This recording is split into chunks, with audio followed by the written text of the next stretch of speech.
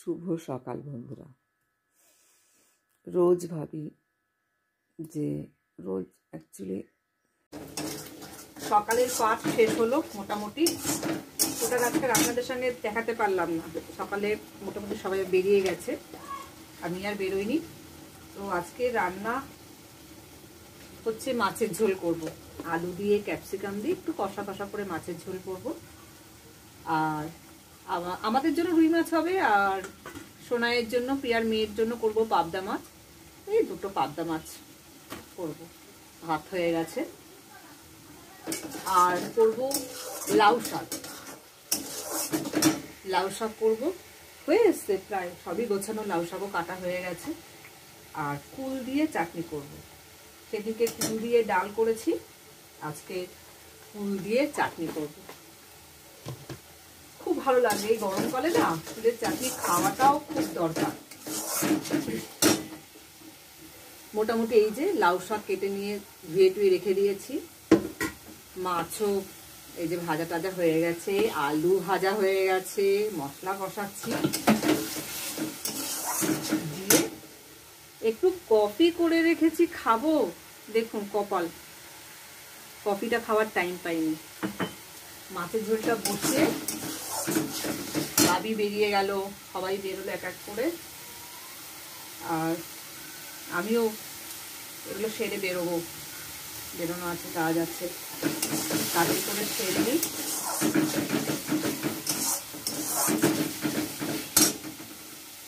দেখি আর কতটা কি আপনাদের সাথে শেয়ার করতে পারি। এবার এদিকে প্রচুর কাজ পড়ে আছে, বাসন পড়ে আছে, কাঁচা পড়ে আছে, তারপরে চাললি। হ্যাঁ হ্যাঁ, চামচ দেবো, আরেকটা চামচ লাগবে। ওকে, এই দেখুন, এই যে কি লাগবে তোমার, কি করবে? এই যে ও চামচ দিয়ে ও টিফিন খাবে। কি নেবে তুমি চামচ দিয়ে? হাই করে দাও তো, বলো কেমন আছো, বলো আমি খুব ভালো আছি,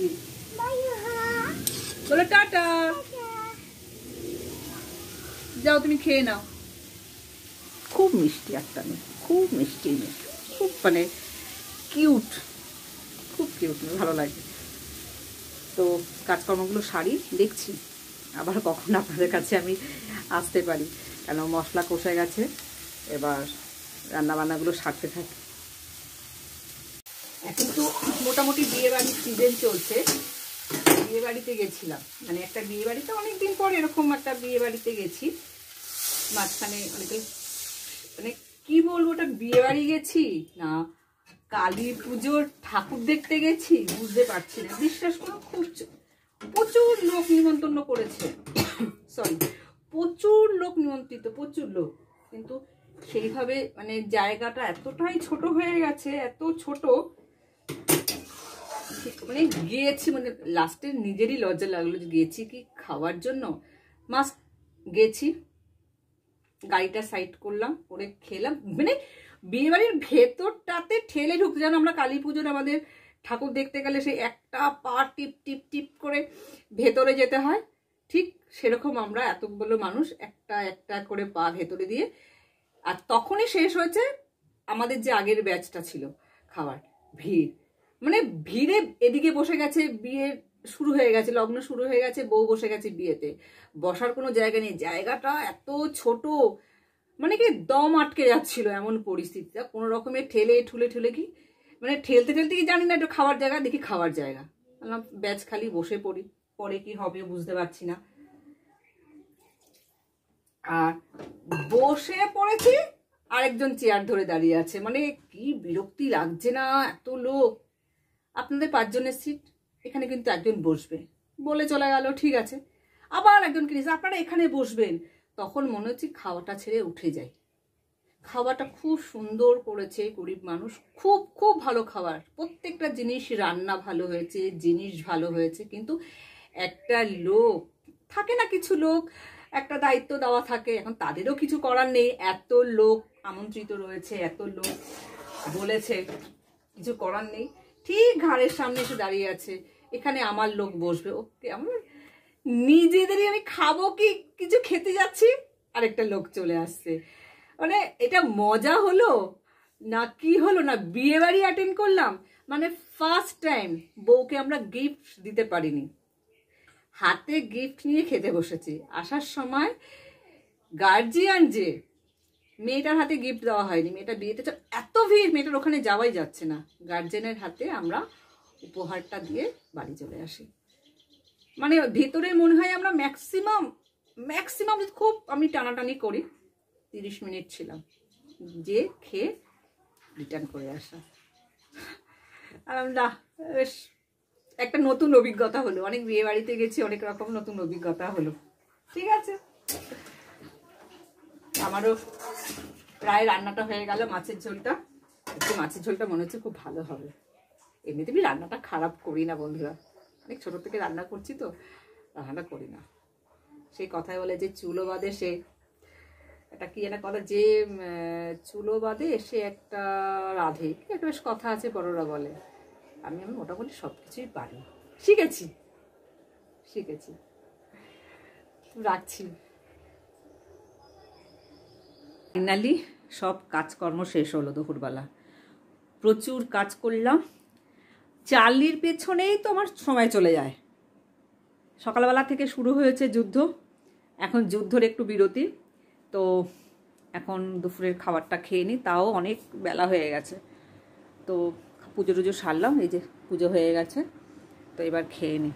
দেখুন একে গুছিয়ে বিছনায় তুলে দিয়েছি, এই যে এখনও ঘুমাইনি। অন্যদিন ঘুমে পাখা চালিয়ে দিলাম, খাইয়ে ভালো করে ফ্রেশ করে ওনার পুতুল দিয়ে ওনাকে খাটে তুলে দিয়ে, ওনার পুতুল এখন আবার নতুন নাটক হয়েছে, এই যে দেখুন এখনও ঘুমাইনি। এরকম দুষ্টু চিন্তা করুন, এখনও ঘুমাইনি। আমি এখন খাবো, বিছনায় আসবো, আমাকে আর চাকরি বাকরি করতে হবে না, বের করে দেবে আমাকে। এই একটি মাত্র দুষ্টু মেয়ের জন্য আমাকে আর কোনো কাজকর্ম করতে হবে না। তো আসুন দেখি আজকে কি রান্না হলো, একটু শান্তিতে খেয়ে নিই। তো ফাইনালি এবার শান্তিতে একটু খেতে বসলাম। সারা দিনের পরিশ্রমের পর এবার একটু দুপুরের শান্তির খাবার। তো আজকে তো তখন সকালবেলায় বলছিলাম আপনাদেরকে রান্না করেছি। আজকে রান্না করেছি ফুলকপির তরকারি, লাউ শাক করেছি বেগুন দিয়ে, বড়ি দিয়ে, আর মাছের ঝোল করেছি, ক্যাপসিকাম আলু দিয়ে গামাখা। আরেকটা যেটা স্পেশাল করেছি এটা হচ্ছে ফুলের টক। পুরনো তেঁতুল, একদম কালো পুরনো তেঁতুল পাওয়া যায়, অনেক বছরের পুরনো তেঁতুল। মানে এগুলো আমি শুনেছি 50-60 বছরে, যেটা ফুচকা যে তেঁতুল জলটাই আমরা খাই, ওই কালো তেঁতুল আমাদের বাড়িতে নিয়ে আসে আচারের জন্য। তো আজকে আমি সেই চাটনিটা বানিয়েছি। চাটনি বলবো না, মানে না খুব মিষ্টি না টক দিয়ে বানিয়েছি, দেখাচ্ছি আপনাদেরকে, দাঁড়ান 1 মিনিট। এই দেখুন,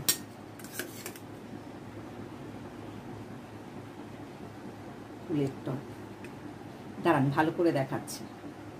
ফুলের চাটনি, বিশ্বাস করুন যা খেতে লাগে না, হেভি লাগে খেতে ফুলের চাটনিটা। আপনারা বাড়িতে করে দেখবেন, ট্রাই করে দেখবেন, দারুণ লাগে, দারুণ। আর অনেক দিন পর না আজকে লাউ শাক করলাম, প্রায় অনেক দিন পর। একদম লাউ পাতাগুলো খুব কচি ছিল, কিচ্ছু সেরকম দিইনি। অন্য সময় কি একটু পোস্ত বাটা দিই, কোনো সময় একটু সর্ষে পোস্ত বাটা দিই, আজকে সিম্পল করেছি। বিশ্বাস করুন দারুণ হয়েছে। তো খেয়ে নি। আর হ্যাঁ, আমার মতন এরকম কুলের, শুকনো কুলের টক বানিয়ে কে কে খেয়েছেন জানাবেন কিন্তু। আর আপনারা যদি অন্যভাবেও করে থাকেন সেটাও আমাকে শেয়ার করবেন, তাহলে আমি ওভাবে করবো। কারণ আমি এই ধরনের জিনিস একটু রান্না করতেও ভালোবাসি, খেতেও ভালোবাসি, খেতেও খুব ভালোবাসি। রাখছি।